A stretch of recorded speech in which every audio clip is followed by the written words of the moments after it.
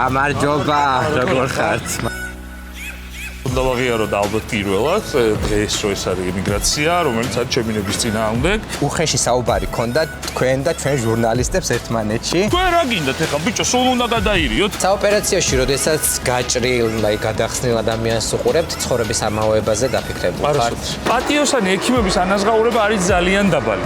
აი იმ კადრებლების ბევრი ნოლებით. გათავისუფლების მიზეზი ეს იყო, რომ ამ ჭაობში არ გაყევი? ძიმე 48 საათი იყო ჩემ ცხოვრებაში, მე მაგის მერე ორი კვირა საოპერაციაში ვერ შევდივარ. ანაზღაურება რამდენჯერ მეტია დაახლოებით ამერიკელი ექიმების, ვიდრე ქართველი ექიმების? 100,000 ჯერ. აი ამ სასტრაფოს ხმაზე რა შეგრძნება გაქვთ? მინდა რომ გავეკიდო და ვნახო შეგნით რა ხდება. სხვა გზა რომ არ გქონდეთ, თუ შეგიძლიათ რომ თქვენს თავს ოპერაცია გაუკეთოთ? არა. ჰიპოკრატეს ფიცი არ დაგვიდია. პაციენტი ხომ არ შეყვარებიათ? ლაპარაკში ფული როგორ უნდა აიღო, ეს რას ნიშნავს კონსულტაციაში ფული არ ამიღია ცხოვრებაში.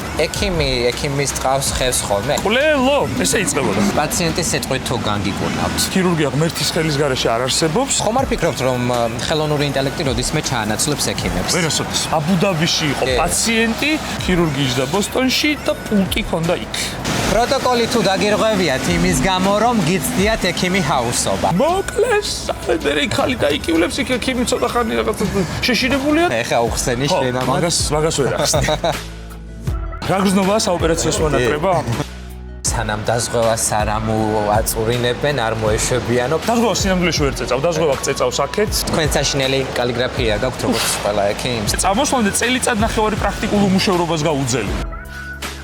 ისინი გადიან პირად კონტაქტებზე, უხდიან დიდ ფულს და აჩერებენ ამ პაციენტებს და ამბავი მთავრდება. შეცდომა თუ დაგიშვიათ, რომელიც იყო საბედისწრო და ვერავინ გაიგო. ქირურგი რომელსაც სიტყვაზე ამაზე ჰონორარი აქვს ზოგადად ნაგებული, საერთოდ არ არის საოპერაციო ნამყოფი. ექიმბაშობას თუ აქვს რაიმე გამართლება?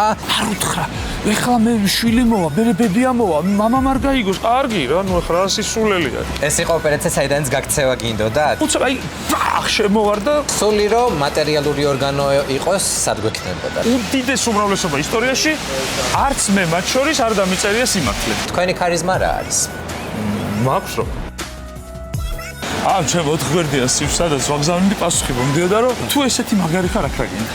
დღეს რომ საქართველოში ყველას წყლის ბოთლი უჭირავს ჩვენი დამსახურებაა. დედას გეფიცებ. უეჭველი ქართველი დავით ლოლაძე.